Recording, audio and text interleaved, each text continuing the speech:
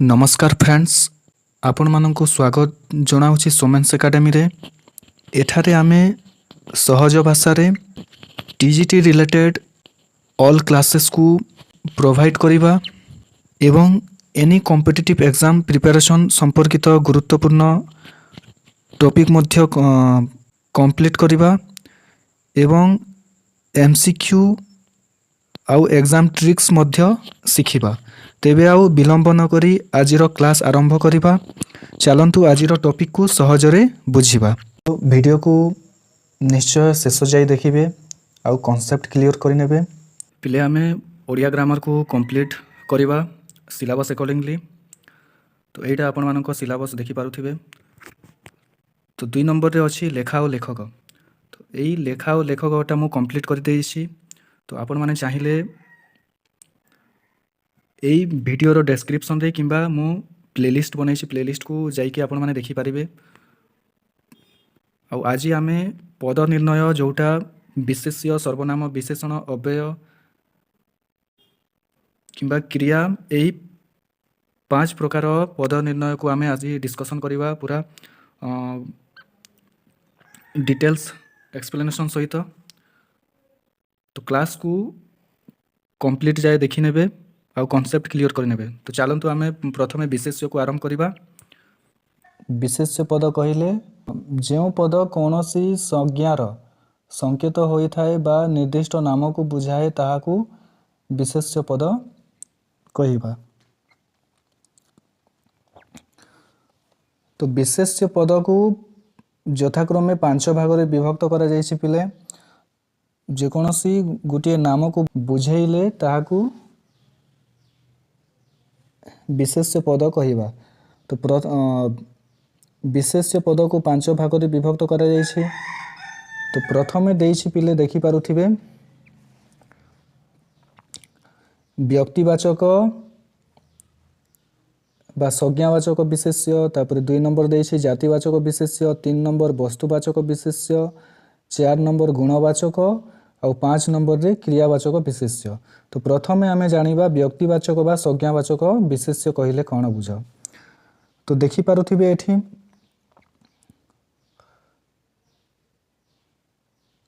व्यक्तिवाचक बा संज्ञावाचक विशेष्य कहिले निर्दिष्ट जदि कोनोसी नाम प्रकाश करुथिबो ताहाकू व्यक्तिवाचक विशेष्य कुहा जाय।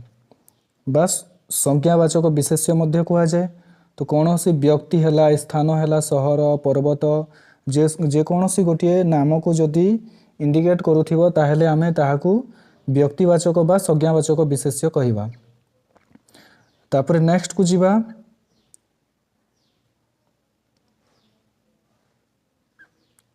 क्वेश्चन रे केमिति आसीबो पिले। तो एठी देखि पारुथिबे पत्थर ओ माटी रे मूर्ति निर्मित हुए। तो पत्थर गोटिए वस्तु वाचक विशेष्य। तो आगो को पढ़िबा। तो माटी गोटिए वस्तुवाचक विशेष्य। 6 नंबर रे देइछि कृषक और सैनिक माने देशर प्रकृत मेरुदंड। तो कृषक गोटिए संज्ञावाचक विशेष्य रे आसीबो बा सैनिक गोटिए संज्ञावाचक विशेष्य रे आसीबो। काहे कि ना से माने मनुष्य जाति रे आसी थांती। तो गोटिए नाम को बुझाउछि। तो सेमिति नेक्स्ट जातिवाचक विशेष्य को जिबा। तो जातिवाचक विशेष्य कहिले आमे जे कोनोसी गोटिए जाति को किंबा गोष्ठी को नै कि बुझाए ताहाकू आमे जातिवाचक विशेष्य कहिबा। तो जेमिति कि जातिवाचक कहिले जेउ पद कोनोसी निर्दिष्ट नाम को न बुझाई अनेकंकर साधारण नाम को प्रकाश करि थाए ताहाकू जातिवाचक विशेष्य कहंती। तो कोनोसी नाम को न बुझाई से अनेकंक साधारण नाम को प्रकाश करि थाए। तो जेमिति मनुष्य हैला, शबर, पशु, पक्षी इत्यादि। तो आगो को उदाहरण रु आमे बुझिबा। तो एठी देइछि पिला माने देखि पारुथिबे। तो एइटा जातिवाचक व्यक्तिवाचक और जातिवाचक व्यक्तिवाचक रे तुलना करा जाइछि। तो मनुष्य गोटिए जाति। तो सबु मनुष्य को नै कि गठित होई थाए ताहाकू मनुष्य समूह। तो ताहाकू जातिवाचक विशेष्य कहिबा। तो व्यक्तिवाचक विशेष्य कहले रघुनाथ रघुनाथ गोटे जन को बुझाऊँच तो सिंगल पर्सन को जदि बुझाइब ताहले आमे व्यक्तिवाचक कहवा। तो गाई सेमिथि गाई अच्छी तो गाई समूह तापर गाई मानक भितर गोटे कामधेनु जड़े जनक को बुझाऊँच तो से व्यक्तिवाचक विशेष्य कहवा। सेमिति पुस्तक अच्छी तो पुस्तक भितर मैथमेटिक्स है ज्यामिति है तो अनेक गणित है अनेक प्रकार बही सब अच्छी तो ताहाकू आमे व्यक्तिवाचक विशेष्य कहवा। आउ पुस्तक समूह कहले सबु पुस्तक जदि बुझेइब ताहले आमे जातिवाचक विशेष्य कहवा।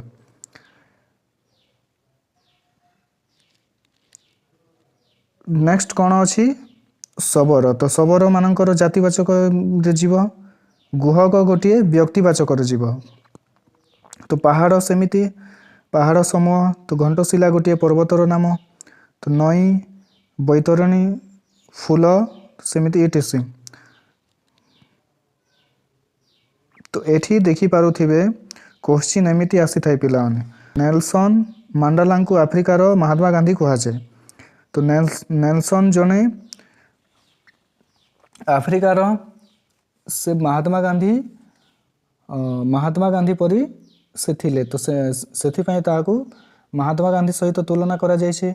तो महात्मा गांधी कहले एठी एही उदाहरण रे जातिवाचक जीव और नेल्सन मांडेला जोटा व्यक्तिवाचक जीव। कावेरी को दक्षिण भारतर गंगा कहती तो गंगा गोटे कावेरी को कहा जाए गंगा बोलिकी तो दक्षिण भारत रे तो कावेरी गोटे व्यक्तिवाचक जीव आउ गंगा जातिवाचक जीव। नेक्स्ट जीवा वस्तुवाचक तो वस्तुवाचक विशेष्य कहले कौन बुझ कौन सी जदि वस्तु थिबो ताहले आमे वस्तुवाचक विशेष्य कहवा। जेमिति कि वस्तुर नाम प्रकाश करुथिबा विशेष्य पद को आमे वस्तुवाचक विशेष्य कहंती। तो क्षीर गोटे है तेल गोटे है पेट्रोल है कागज है तुला तो जेकोसी जदि वस्तु थिबो ताहाकू आमे खंड खंड कले सेई अवस्था थिबो सेई काठ ही थिबो तो ताकू आमे वस्तुवाचक विशेष्य कहवा। तो पत्थर को जदि आमे खंड खंड करवा तो सेई अवस्था ही थिबो। जल को जेते भांगिले भी जल ही थिबो तो सुना को जेते भांगिले भी सुना ही थिबो रूपा को सेमिति। तो जेकोसी वस्तु को जदि आमे भांगिले फॉर्म चेंज हेबो नाही तो ताहाकू आमे वस्तुवाचक विशेष्य कहवा। तो वस्तुवाचक और जातिवाचक विशेष्य मध्य पार्थक्य देखंतु। तो बेले बेले वस्तुवाचक विशेष्य और जातिवाचक विशेष्य जानिबारे संदेह सृष्टि हुए तो प्रॉब्लम क्रिएट होता है। तो मात्र वस्तुटी को खंड खंड कले मध्य जदि नाम रे कौनसी परिवर्तन हेबो नाही ताहाकू आमे वस्तुवाचक विशेष्य कहवा। आउ जदि सही नाम रे परिणत न होए ताहा अन्य नाम रे जदि परिणत हेबो ताहाकू आमे जातिवाचक विशेष्य कहवा। जेमिति कि माटी गोटे वस्तुवाचक विशेष्य जदि आमे जातिवाचक करिबा ताहेले मूर्ति गढ़िले अनेक मूर्ति थाए तो मूर्ति समूह आसी जीवो। तो माटी रू मूर्ति हैला तापर काठ रू खट हैला तो काठ गोटे वस्तुवाचक विशेष्य रे जीवो। काहेकि काठ को जेते भांगिले भी सेटा परिवर्तन क्रिएट हेबो नाही। तापर खटटा परिवर्तन होइछि काठ रू तयारी हेइछि तो सेति पई खट अनेक खट अछि तो जातिवाचक रे जीवो। कागज सेमिति बही तयारी होई थाए तो बही गोटे जाति रे जीवो आउ कागजटा वस्तुवाचक रे जीवो। आई होप क्लियर हो जाइथिबे। तापरे आमे जीवा गुणवाचक विशेष्य। तो गुणवाचक विशेष्य कहले आमे कौनसी जदि गुण बा अवस्था कही था आमे गुण बा अवस्था वाचक विशेष्य तो निर्दिष्ट गुणर नाम बा अवस्था को बुझाउथिले ताहाकू आमे गुणवाचक विशेष्य कही था। तो जेमिति कि समता हैला साधुता सरलता सहिष्णुता सुशीलता धीरता नम्रता किंबा जदि आमे फील करि थाउ तो ताहाकू मध्य गुणवाचक विशेष्य कहा जाय थाए। तापरे क्रियावाचक को जीवा तो क्रियावाचक कहले कौन सी कार्यर जदि नाम को बुझाए ताहेले ताहाकू आमे क्रियावाचक विशेष्य कहवा जेमिति कि जीवा आसीबा पढ़िबा लिखिबा हसिबा इत्यादि। तो क्रिया और क्रियावाचक विशेष्य मध्य पार्थक्य देखंतु। तो क्रिया और क्रियावाचक विशेष्य रे कौन पार्थक्य रही। तो शिक्षक चौकी रे बसी छंती रोगीटी जोर रे कासुछि बसी बसिबा ठारू कासिबा भल। तो एगुड़ा वाक्य अच्छी। तो क्रिया और क्रियावाचक विशेष्य रे कौन पार्थक्य रही। तो ऊपर उदाहरण रे बसी छंती कासुछि आउ देखिछि। तो यही गुड़ा क्रियापद होइथिबा बेले बसिबा कासिबा आउ दर्शन क्रियावाचक विशेष्य। तो एगुड़ा बुझी पारिथिबे। तो बसी छंती एक्शन होउछि आउ एटा एक्शन होई नाही। तो एक्शन हेबा को जाउछि। तो केही केही व्यवरणिक जनता सेना दल गोठ वृंद जूठ श्रेणी प्रभृति समूह अर्थबोधक विशेष्य पद को समष्टिवाचक विशेष्य रूपे नामित करिथांती। तो आई होप विशेष्य क्लियर हो जाइथिबे। तो नेक्स्ट को जीवा आमे नेक्स्ट सर्वनाम पढ़िबा पिले। तो सर्वनाम को आसंतु। सर्वनाम कहिले एक पद परिवर्ते जेउ पद व्यवहार करा जाए ताहाकू आमे सर्वनाम कहिबा। जेमिति कि साधारणतः विशेष्य पद बदल रे सर्वनाम पद बसी थाए किंबा विशेषण क्षेत्र मध्य रे भी सर्वनाम पद बसी थाए। तो विशेष्य पद बदल रे केमिति बसी थाए आसंतु जानिबा। तो विशेष्य पद परिवर्ते ईश्वर दयालु से मंगलकारी। तो ईश्वर परिवर्ते से बसीछि। तो दयालु तो से मंगलकारी ईश्वर मंगलकारी। तो ईश्वर बदल रे से बसीछि। तो से होउछि एठी सर्वनाम पद। तो से ईश्वर विशेष्य पद परिवर्ते व्यवहृत होइछि। तापरे विशेषण परिवर्ते देखंतु केमिति व्यवहार होइछि। तो पिता चतुर किंतु पुत्र सेपरि नुहे। तो पिता चतुर किंतु पुत्र सेपरि नुहे। तो सेपरि व्यवहार होइछि। तो सेपरि गोटिए सर्वनाम पद। तो विभीषण धार्मिक थिले मात्र रावण ताहा नथिले। तो ताहा व्यवहार होइछि ताहा सर्वनाम अटे। तो नेक्स्ट को जीवा। एठी देखि पारुथिबे सेपरि और ताहा यथाक्रमे विशेषण पद चतुर और धार्मिक जोटा विशेषण पद बदल रे व्यवहृत होइछि। तो वाक्य परिवर्ते केमिति व्यवहृत होइथाय देखंतु। तो पंडित जवाहरलाल नेहरू जणे प्रवीण राजनीतिज्ञ थिले। आज मध्य लोके यह स्वीकार करुछंती। तो एठारे पंडित थिले। तो पंडित जोटा एही परिवर्ते यह व्यवहार होइछि यह स्वीकार करुछंती। तो कौन पंडित जवाहरलाल नेहरू राजनीतिज्ञ थिले बोली कि स्वीकार करुछंती। तो यह ता बदल रे बसीछि। तो यह होउछि सर्वनाम पद। तापरे वाक्यार्थ परिवर्ते। तो वाक्यार्थ परिवर्ते केमिति व्यवहार होइथाय। तो कवि जयदेव जगन्नाथंकर परम भक्त। तो यह काहाकू अजणा नाही। तो यह होउछि एबे कहिली मु। तो सर्वनाम पद अटे।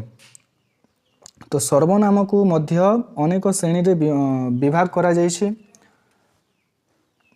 जेमिति कि फर्स्ट अछि पुरुषवाचक बा व्यक्तिवाचक सर्वनाम। तो पुरुषवाचक बा व्यक्तिवाचक सर्वनाम कहिले मु आंभे आंभे माने। तो एठी देखि पारुथिबे प्रथम पुरुष कौन अछि मु जणे छात्र। तो मु गोटे प्रथम पुरुष किंबा आंभे माने। तो द्वितीय पुरुष रे कौन अछि तू किंबा तुम्भे माने। तुमे किंबा आपण मो कथा सुनंतु। तो एटा होछि द्वितीय पुरुष। तृतीय पुरुष कौन जदि से किंबा से माने थिले तृतीय पुरुष होइथाय। तो कला अक्षर रे पद गुड़िक गोटिए गोटिए पुरुषवाचक सर्वनाम अटे। मु हेला आंभे माने प्रथम पुरुष। तापरे तू तुम्हे माने द्वितीय पुरुष। आउ तृतीय रे होउछे से माने तृतीय पुरुष। तो प्रथम तापर आम 2 नंबर को जीवा 2 नंबर कौन अच्छी प्रश्नवाचक सर्वनाम। तो प्रश्नवाचक सर्वनाम कहले जोटा प्रश्न पचरा जाए प्रश्न करा जाए तो ताको आम प्रश्नवाचक सर्वनाम कहिबा। तो जेमिति कि उदाहरण रे देखि पारुथिबे देश प्रधानमंत्री को नाम कौन तो कौन अच्छी तो कौन गोटे होची प्रश्नवाचक सर्वनाम। तो तुमे किए तो तुमे किए तो किए होची प्रश्नवाचक सर्वनाम। तुमे जोटा देछि किए कहे उत्कल दरिद्र तो किए गोटे प्रश्नवाचक सर्वनाम किंबा केउ ग्राम रे तुमर घर तो केउ गोटे सर्वनाम अटे प्रश्नवाचक आउ केउठी अछि तापर काहीकि अछि तो एगुडा सब प्रश्नवाचक सर्वनाम रे आसी थांती। तापर आमे जिबा निर्देशात्मक सर्वनाम। तो निर्देशात्मक सर्वनाम कौन जोटा निर्देश देउ थांती ताहाको आमे निर्देशात्मक सर्वनाम कहिबा।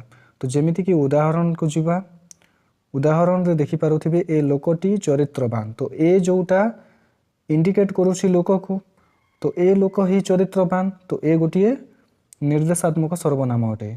तो एही जेमिति एही ग्राम रे मोर जन्म तो आई होप बुझी पारिथिबे सब बाकी आपण माने बुझी नेबे मु खाली 2टा उदाहरण कहि देबे ठीक से बाकी आपण माने आराम से करि पारिबे कोनोसी भी डाउट रहिबो नाही। तो क्लास को खाली भलरे देखिबे पूरा फुल कॉन्सेप्ट क्लियर हो जाए। तो नेक्स्ट वीडियो नेक्स्ट को जीवा 4 नंबर। तो 4 नंबर कौन देछि आपेक्षिक बा संबंधवाचक सर्वनाम। तो आपेक्षिक बा संबंधवाचक सर्वनाम काहाकू कहा जाए जोटा परस्पर को अपेक्षा करंती बा संबंध स्थापन करिथांती तो ताहाकू आमे आपेक्षिक बा संबंधवाचक सर्वनाम कहिबा। तो प्रथमे देछि देखंतु जे देश जाई से फल खाए तो 2टा पद समूह जोटा अच्छी तो अपेक्षा परस्पर को अपेक्षा करिसंती जदि जे देश जाई तो कौनसी सेंस इंडिकेट करू नाही तो से फल खाई जदि एड हेबो ताहेले गोटे वाक्य पूर्ण हेबो सेति पई कहबा आपेक्षिक सर्वनाम बोलिकी। तापरे 2 नंबर उदाहरण को देखंतु तो जहा अन्यर हितकारक ताहा ही मंगल हो तो जहा किंबा ताहा जदि लागि थिबो ताहेले एया भी आमे आपेक्षिक सर्वनाम कहि परिबा जेमिति कि जेतिकी सेतिकी तापरे जेपरी सेपरी जहार ताहार एगुडा वर्ड जदि थिबो ताहेले आपण माने आराम से चिन्हि पारिबे आपेक्षिक सर्वनाम बोली कहि। जेमिति कि उदाहरण जदि आमे देखिबा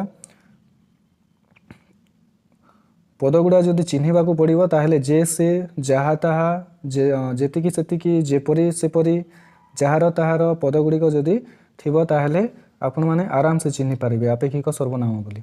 तापरे आमे जिबा नेक्स्ट को निर्णायक सर्वनाम। तो निर्णायक सर्वनाम कौन जेउ सर्वनाम पद वाक्य रे व्यवहृत होई विशेष्य पद को जदि निर्णय करूथिबो ताहेले आमे निर्णायक सर्वनाम कहिबा। तो जेमिति उदाहरण को जीवा तो उदाहरण रे कौन अच्छी राकेश और दिनेश 2 सांग उभय भल पाठ पढ़ती तो राकेश आउ दिनेश तो 2 सांग उभय तो उभय देछि तो उभय 2टा सांग को इंडिकेट करूछि तो यहाँ को आमे कहिबा निर्णायक सर्वनाम। तो नेक्स्ट अच्छी प्रत्येक अंकर तापरे सबु समस्त अन्य अपर एगुडा वर्ड जदि थिबो ताहेले आमे निर्णायक सर्वनाम कहि परिबा। नेक्स्ट कौन अच्छी आत्मवाचक सर्वनाम। तो आत्मवाचक सर्वनाम कौन व्यक्ति विशेष परिवर्ते व्यवहृत निज निजे आपे आपना प्रभृति जदि थिबो ताहेले आमे आत्मवाचक सर्वनाम कहि परिबा। तो ए वर्ड गुडा जदि थिबो ताहेले आपण निश्चय चिन्हि पारिबे तो आत्मवाचक सर्वनाम बोलिकी। तो एग्जांपल को जीवा आपना कला कर्म मान आगु होइबो सावधान तो आपना गोटिए आपेक्षिक सर्वनाम हैला सॉरी आत्मवाचक सर्वनाम आपना निजको कहूछि तो किए तुमे चिन्हि छ कि आपना को आपे तो आपणाकू निजकू कहूची तो सेथिपाई आमे जोटा कि निजर किंबा निजे भी जदि थिबो वर्ड एगुडा वर्ड जदि थिबो ताहले आमे आत्मवाचक सर्वनाम कहि परिबा। नेक्स्ट को जिबा समुच्चय सर्वनाम बा समुच्चय बोधक सर्वनाम। तो जो सर्वनाम पद विशेष्य पद परिवर्ते व्यवहृत हेबा सहित दुईटी वाक्य को संयोग करि थाए ताकू आमे समुच्चय सर्वनाम कहिबा। जेमिति कि आजी गोपबंधु आउ नाहांती जे बन्या समय रे घर घर बुली लोकंक दुख बुझुथिले। तो से देखि पारुथिबे कोन कहिछि एठी जो सर्वनाम पद विशेष्य पद परिवर्ते व्यवहृत हेबा सहित दुईटी वाक्य को संयोग करि थाए। तो विशेष्य पद परिवर्ते भी व्यवहृत हेबो एवं दुईटी वाक्य को संयोग मध्य करूथबो तो ताहाकू आमे समुच्चय सर्वनाम कहिबा। तो उदाहरण रे एइटा गोटे वाक्य आ एइटा गोटे वाक्य तो दुईटी वाक्य को जे रे संयोग करूछि तो सेति पई आमे समुच्चय सर्वनाम कहि परिबा। तो जे जदि थिबो किंबा जही थिबो आउ तुही जहा के केहू किए जेणे तेणे एगुडा वार्ड जदि थिबो ताहले आमे समुच्चय सर्वनाम कहि परिबा।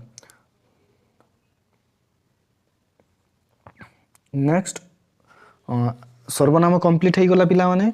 तो नेक्स्ट को जिबा आमे आई होप कॉन्सेप्ट क्लियर हो जाइथिबे आशा करूछि मु।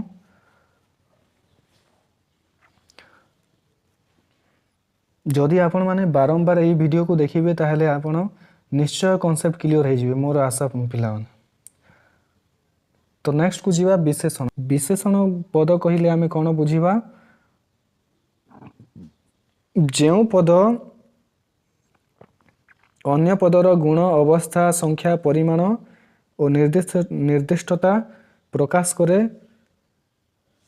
ताकू आमे विशेषण पद कहिबा। जोटा कि साधु चिरा मैला 100 लिटर लिटरे सप्तम पद गुड़िक विशेषण पद अटे। तो सही उदाहरण रे आमे देखिले तो विशेषण पद को दुई भाग रे मुख्यतः विभक्त करा जायछि। केमिति पद को नाम बा भाव दृष्टि तो नाम बा भाव दृष्टि विशेषण को दुई भाग रे विभक्त करा जायछि। तो प्रथम नाम विशेषण आउ द्वितीय होछि भाव विशेषण को एटा आसी थाई पिला माने भलो रे नोट करि नेबे। तो नाम विशेषण कोन विशेष्य और सर्वनाम को विशेषित करुथिबा विशेषण पद को आमे नाम विशेषण कहि परिबा। तो नाम विशेषण को मध्य केते भाग रे विभक्त करा जायछि। तो सेगुडी को कोन कोन विशेष्यर विशेषण सर्वनामर विशेषण संख्या वाचक विशेषण और पूरण वाचक विशेषण। तो एगुडा सब नाम विशेषण रे आसी थाए।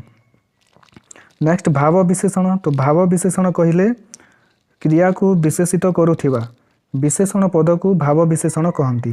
क्रिया को जदि विशेषित करुथिबो बिले तो ताहाकू आमे भाव विशेषण कहिबा। जेमिति कि विशेषण अव्यय और वाक्य को विशेषित करुथिबा विशेषण पद मध्य भाव विशेषण रे आसी थाए। तो विशेषण किंबा अव्यय आउ वाक्य को मध्य से विशेषित करुथिबो तो ताहाकू आमे भाव विशेषण कहिबा। तो जीवा चलंतु जीवा कोन अछि। तो प्रथमे अछि पिले गुणवाचक विशेषण। तो गुणवाचक विशेषण कहिले जोटा गुण को इंडिकेट करुथिबो। तो जेउ पद विशेष्य पदर गुण प्रकाश करे ताहाकू आमे गुणवाचक विशेषण कहिबा। तो जेमिति कि रक्तमंदार मधुर वचन महत जन नील नयन। तो एगुडा सबू मंदार को विशेषित करुछि रक्त। तो केमितिका मंदार रक्त मंदार। तो वचन केमितिका वचन मधुर वचन जन केमिति जन महत जन नयन केमितिका नयन नील नयन। तो एगुडा सबू विशेषित करुछि गुण हिसाब से विशेषित करुछि। तो सेति पई आमे गुणवाचक विशेषण कहि परिबा। तो नेक्स्ट को जीवा। नेक्स्ट कोन अछि अवस्थावाचक विशेषण। तो अवस्थावाचक विशेषण कहिले जोटा अवस्था को इंडिकेट करुथिबो बा बुझाउथिबो मॉडिफाई करुथिबो ताहाकू आमे अवस्था वाचक विशेषण कहिबा। तो जो विशेषण पद विशेष्य पदर अवस्था को सूचाए ताकू आमे अवस्थावाचक विशेषण कहिबा। जेमिति कि दुर्बल शरीर, शरीर केमितिका शरीर, दुर्बल शरीर। आ असुस्थ मन, केमितिका मन, असुस्थ मन हैला।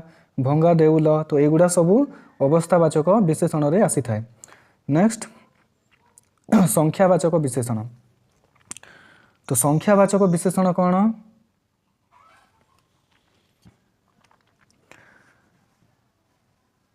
जो विशेषण पद विशेष्य पदर संख्या सूचाए संख्या को इंडिकेट करि थाए ताहाकू आमे संख्यावाचक विशेष्य कहिबा। तो जेमिति कि 12 मासरे 13 यात्रा, तो 12 गुटे आउ 13 गुटे संख्या, तो संख्या को बुझाउछि। तो संख्या जदि थिले आमे संख्यावाचक विशेषण कहि परिबा। तो एइटा बहुत इजी पिला माने, तो संख्या जदि थिबो आराम से तमे फाइंड आउट करि परिबे। तो 147 हैला, सहस्र हैला, अगणित, असंख्य, तो एगुड़ा सब संख्या। तो संख्या को जदि इंडिकेट करिवो ताहेले आमे संख्यावाचक विशेषण कहि परिबा। तो नेक्स्ट को जीवा परिमाणवाचक विशेषण। तो परिमाणवाचक विशेषण कहिले पिले तो परिमाण को जदि बुझाउथिबो जेमिति कि जो विशेषण पद विशेष्य पदर परिमाण बुझाए, तो परिमाण को जदि बुझाए ताहेले आमे ताकू परिमाणवाचक विशेषण कहिबा। तो जेमिति कम कथा कह बेसी काम कर, तो कम गुटे हैला, तो कम हिसाब परिमाण को इंडिकेट करूछि। तो बेसी जोटा परिमाण को इंडिकेट करूछि, तो बहुत हैला किंबा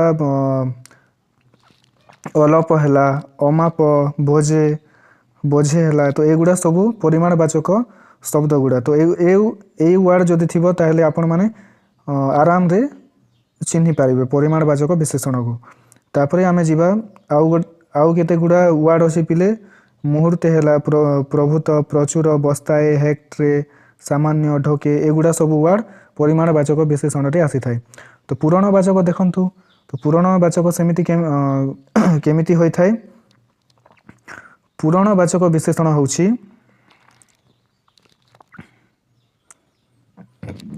जो विशेषण पद संख्या को निष्पन्न होई संख्यार क्रमिकता प्रकाश करिबा सहित विशेष्य पदर निर्दिष्टता को प्रकाश करि थाए ताहाकू आमे पूरणवाचक विशेषण कहिबा।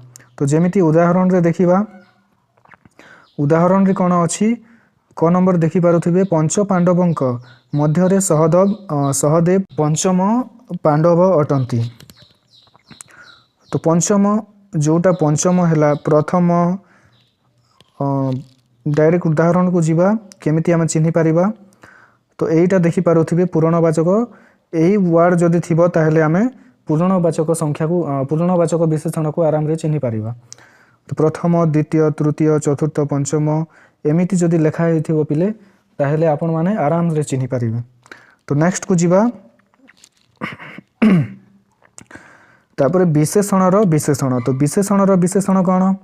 जो विशेषण अन्य एक विशेषणर गुण, मात्रा, अवस्था बा आधिक्य प्रकाश करे ताकू आमे विशेषणर विशेषण कहिबा।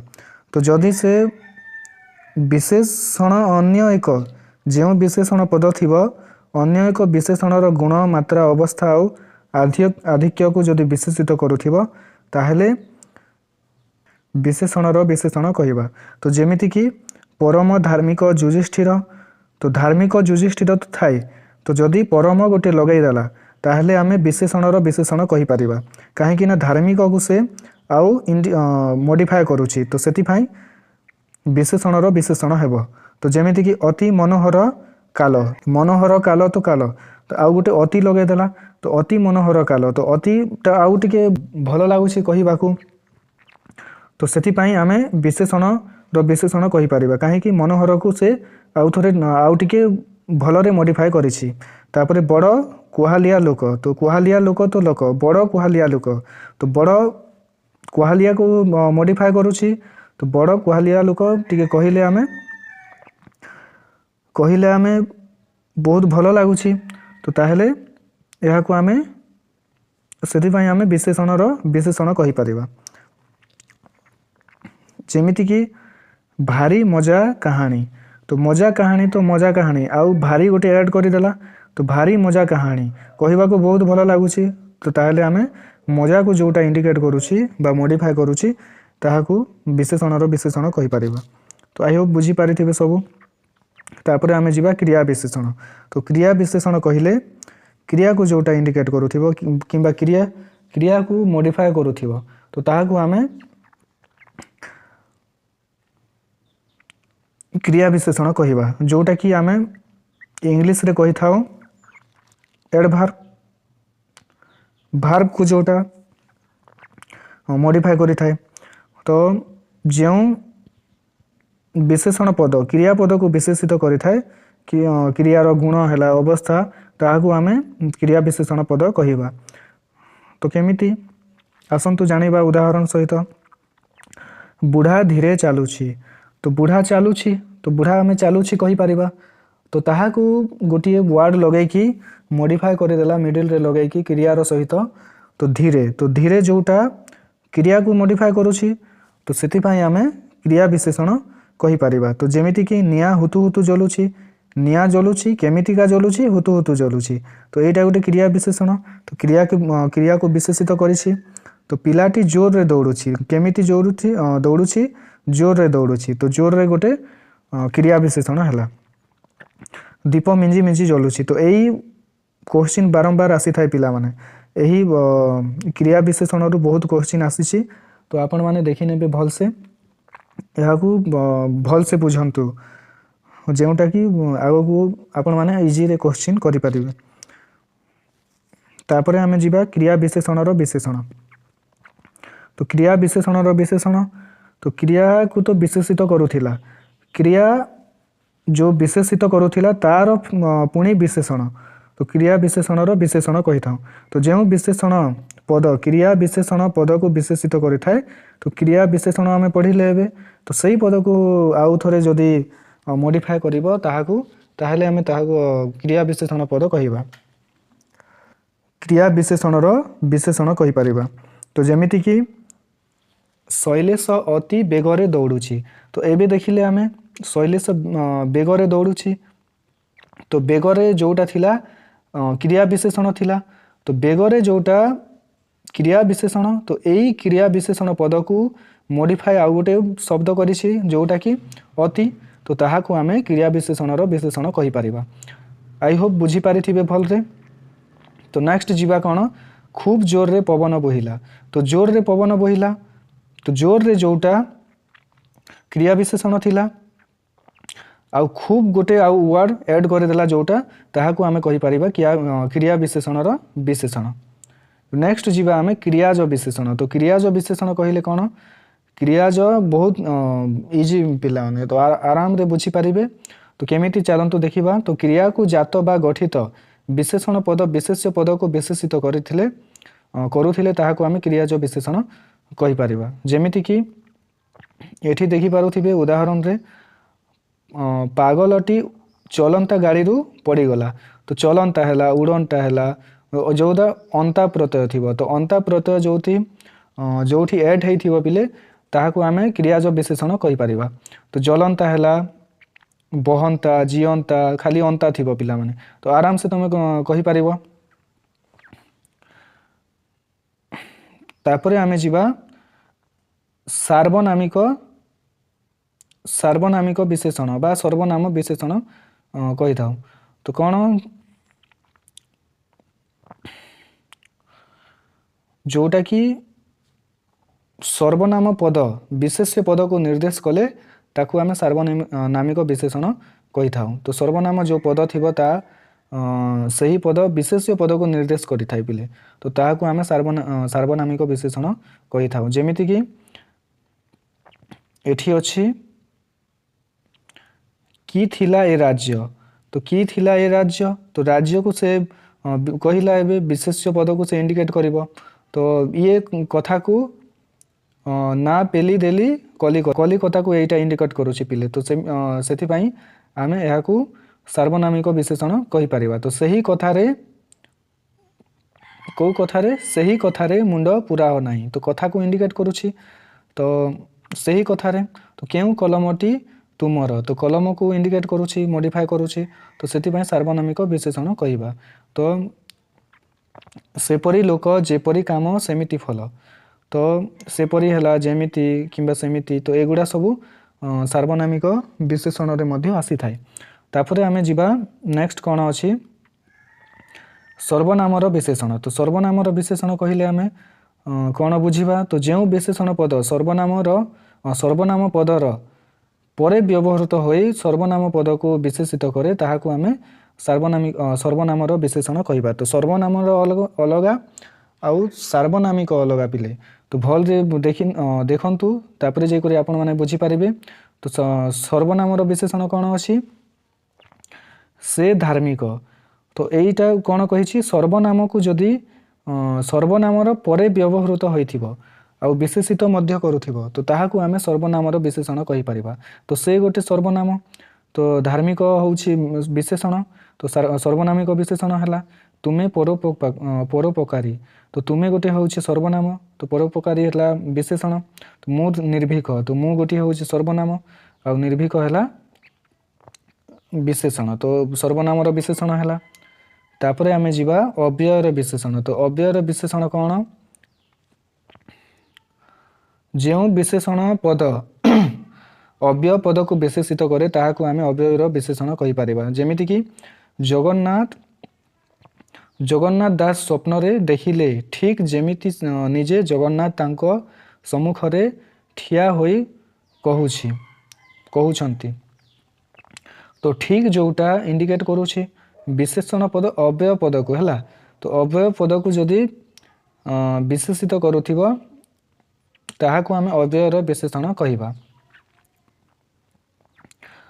ଯେମିତି ଠିକ୍ଟା ବିଶେଷିତ କରୁଛି ଯେମିତି, ତ ସେଥିପାଇଁ ଆମେ ଅବ୍ୟୟର ବିଶେଷଣ କହିପାରିବା। ତ ନେକ୍ସଟ ଗୋଟେ ଉଦାହରଣକୁ ଯିବା, ପୁଅଟି ଅବିକଳ ତା ବାପ ପରି। ତ ଅବିକଳ ଯେଉଁଟା ତା ବାପ ପରିକୁ ଇଣ୍ଡିକେଟ୍ କରୁଛି, ତାହାକୁ ଇଣ୍ଡିକେଟ୍ କରୁଛି। ତ ଅବ୍ୟୟର ବିଶେଷଣ ହେଲା। ଏହି ବାକ୍ୟ ଦୁଇଟିରେ ଠିକ୍ ପଦ ହେଲା ଠିକ୍ ପଦଟି ଯେମିତି ଆଉ ଅବ୍ୟୟ ପଦର ଏବଂ ଅବିକଳ ପଦଟି ପରି ଅବ୍ୟୟ ପଦର ବିଶେଷତ୍ୱକୁ ବୁଝାଉଥିବାରୁ ଏଗୁଡ଼ିକୁ ଆମେ ଅବ୍ୟୟର ବିଶେଷଣ କହିବା। ତ ଠିକ୍ଟା ପଦ ଯେଉଁଟା ଠିକ୍ ଯେମିତିକୁ ବିଶେଷିତ କରୁଛି। ତାପରେ ଅବିକଳ ଯେଉଁଟା ଅବିକଳ ତା ପରିକୁ ଇଣ୍ଡିକେଟ୍ କରୁଛି।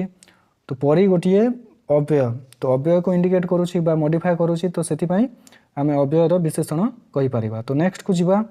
ନେକ୍ସଟ ହେଉଛି ବାକ୍ୟର ବିଶେଷଣ। ତ ବାକ୍ୟର ବିଶେଷଣ କହିଲେ ବାକ୍ୟର ବିଶେଷଣ କ'ଣ,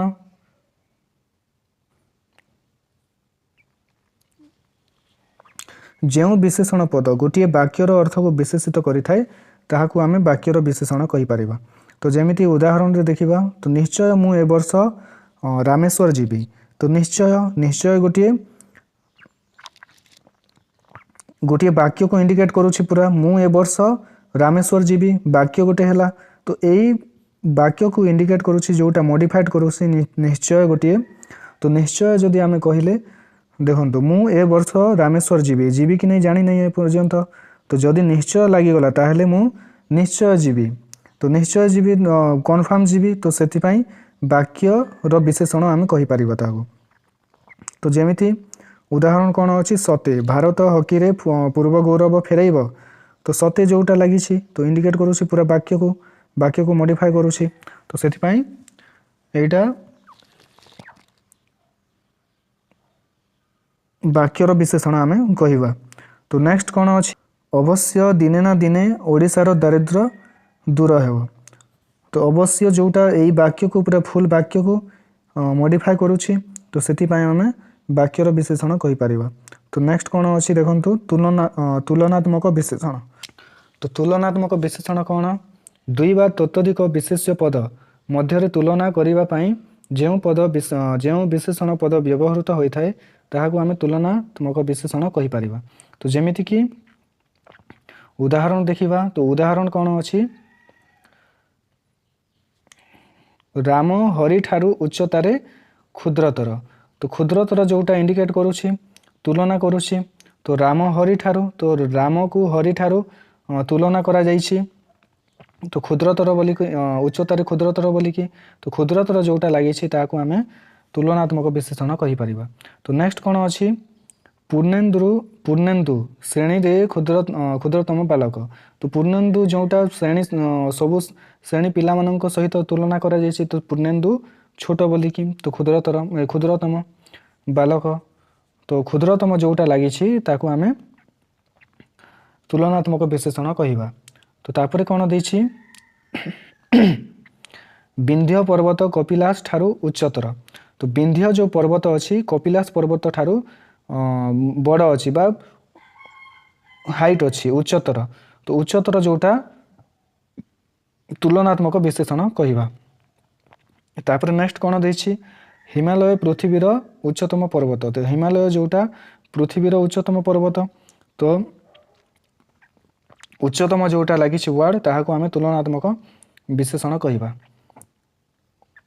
महियान है तापर गरिष्ठ है एगुड़ा वार्ड जदि थी क्षुद्रतम क्षुद्रतर तापर बृहत्तम बृहत्तर एगुड़ा वार्ड जदि थी ताहले आमे तुलनात्मक विशेषण बोली जानी परिबा।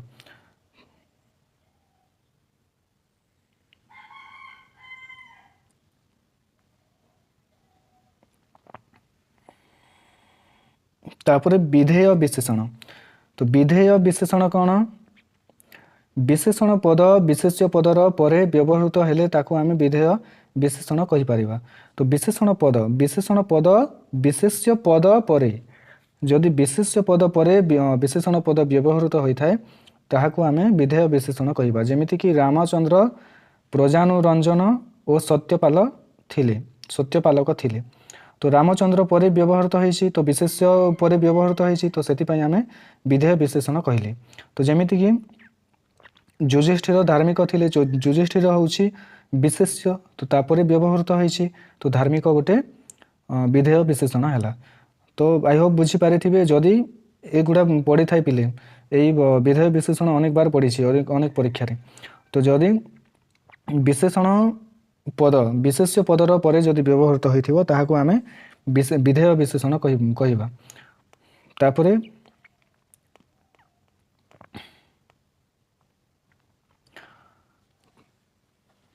तो विशेषण भी कंप्लीट हो गला पिले।